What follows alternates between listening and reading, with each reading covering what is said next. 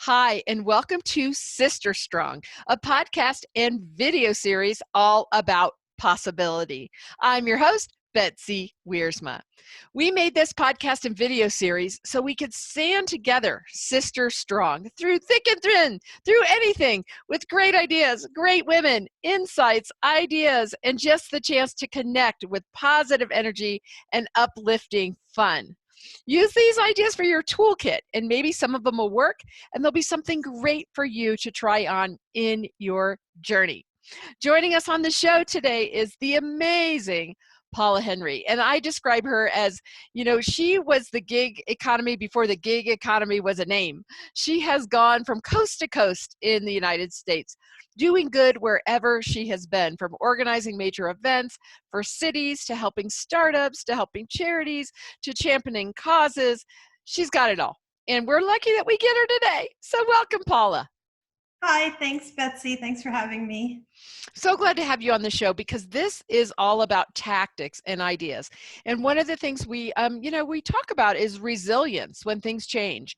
And I think one of the things that comes from your career of helping in so many different roles and so many organizations is change and resilience and doing things differently, right, in your life. So I want to talk about what are you personally doing and what are you passionate about now that might be an example for someone listening that's just saying like, hey, I got to do something different, and I want to learn from somebody smart like Paula Henry.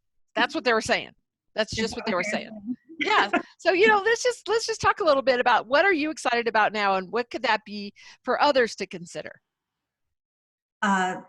Thanks. I am excited about a lot of things right now. I think the opportunity that the quarantine has given us is a chance to stop in our tracks, get off the roller coaster, all the overfilled calendars and just too much, and step back and think about, well, what really does matter?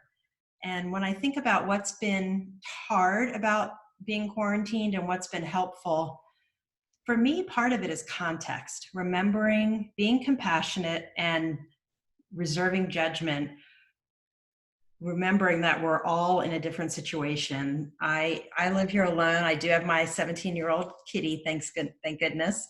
But everybody is in a different situation and struggling in their own way and succeeding in their own way. And I am lucky enough to be connected with Threads Worldwide. I am a fair trade partner for Threads.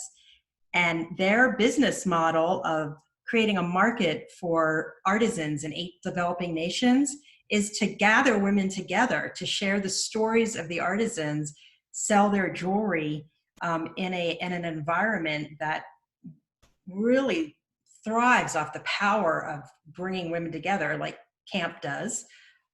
Threads does that in homes or in living rooms all over the place with their Threads gatherings, their showcases. But we haven't been able to do that with social distancing. So they have been nimble and so creative to figure out how do we continue to support our partners around the world who are, when we think about their context, it's a lot harder than what many of us are going through right now. Yeah, let's talk about that, because, we, again, here in America is where we're coming from, the Denver, Colorado area, but all over the world, the one interesting and I think weird blessing is really that this entire planet is going through something together, that all we can do is join hands and help each other. Even though we can't touch each other, we have to join our hearts, we have to share our medical knowledge, we have to share our observations, we have to share so many things that no matter where you're living is a like experience. So tell us about some of the women that Threads are working with and what's going on for them during this worldwide pandemic. Yeah, cool, thanks.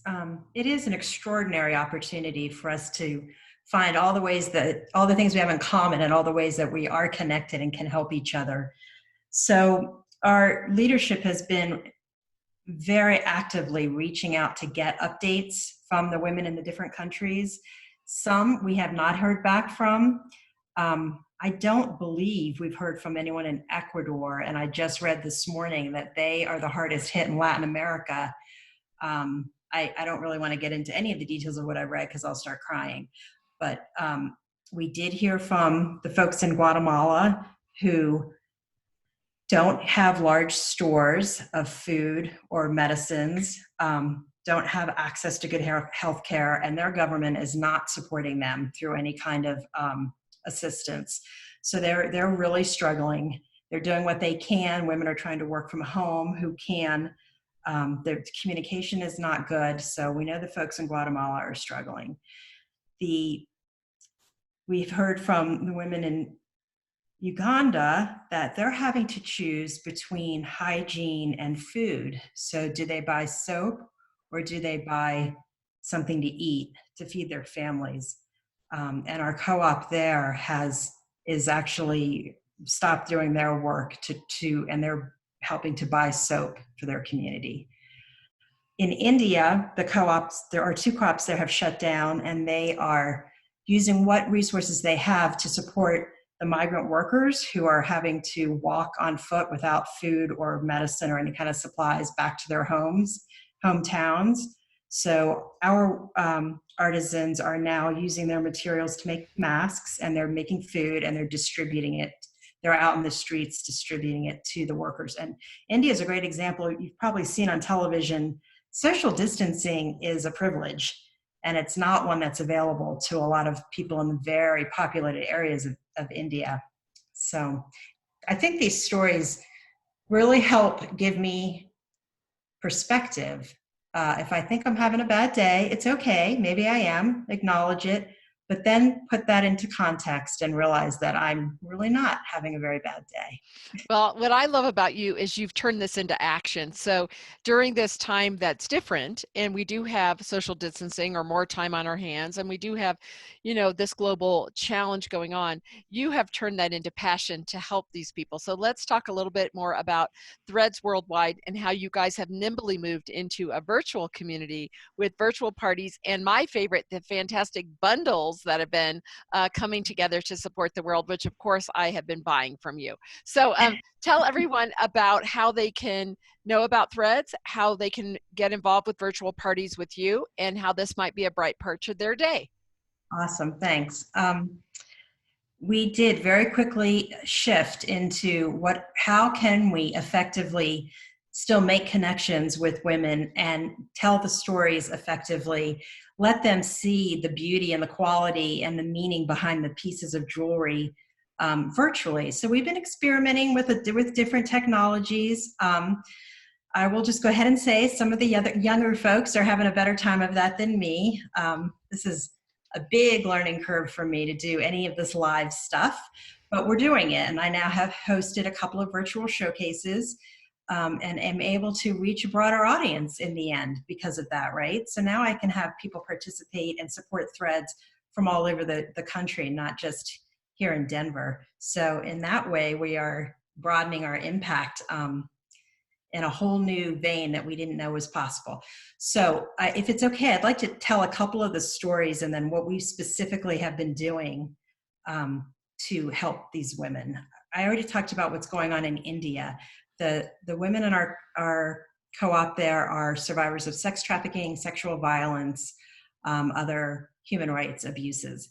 And they make gorgeous jewelry, like this beautiful earring out of hammered metals, both silver and gold. The hammering of the metal is in itself therapeutic, but larger than that, metalworking in India is traditionally done by men. Only men do it. And these women are saying, nope, no more. No more of the traditional ways of doing things. We're taking control of our lives. We're making our own money. And they don't call themselves survivors. They call themselves metal workers, which is what they are. So you mentioned the bundles. We're definitely trying to sell more pieces. Each piece we sell means we're closer to a reorder from that co-op. So we're really focusing on the number of pieces we can sell. So the ladies at home office put together these gorgeous bundles at huge discounts where you can get something from India, something from Ethiopia, something from Guatemala, all at a reduced price. And then you're supporting individually all these different women. It's been extraordinary, and it's a Bargo Rama, and the items are beautiful. These bracelets are made by the women in Guatemala that we've been talking about. They are not this one, that's a hammered metal from India, but these are wax, string, and brass and have different messages. Together, dare, loved, trust. There's 7 different messages. And these I personally have been promoting because, well, a couple reasons. We know that the women, when they make these pieces, are filling them with love and good energy and sending them out in the world so that the woman who wears them, like me, receives all that and gets to hold on to it and thrive from it. And every time I doubt myself, I can look down at one of these bracelets and get the beautiful message off of it. So these are individually priced, but if you buy in bulk, then the price goes down. So I've been encouraging people to go ahead and buy a bundle of these. Get 10 of these little bracelets, give them to people who need to receive love and good energy, or who need the message that's on the bracelet.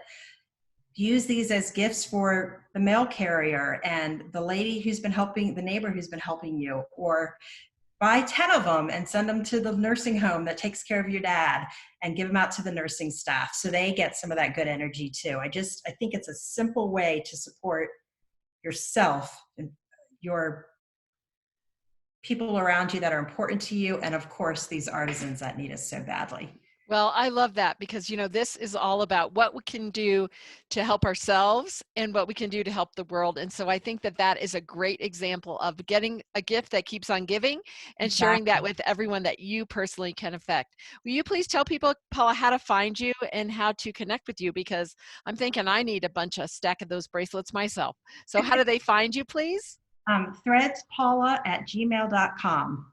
And I can connect you with anything you'd like to know about. And if you are interested in hosting a virtual webinar over Zoom, Facebook, well, whatever works for you, I would love to talk with you about that. There you go. So see, you just found a new charity, a new cause that you get to wear beautiful jewelry, help the world all over the world. And Threads did the hard stuff. They found the artisans, they organized the system, they've got the marketing, they've got the community, and who knows, you might even want to jump in this business with our friend Paula Henry. Thank you all for listening to Sister Strong. It's a podcast and video series about possible. As you can see, we have uplifting energy, ideas, great women, insights, education, inspiration, everything you need as we stand together, sister strong, for health and happiness. Please share this video or podcast with anyone that's looking to plug in and have some unconditional love and get to hang out with really fun people like Paula Henry. I'm just saying it's a bonus. Thank you so much today. Please share this, and I will see you again. I am your host, Betsy Wiersma.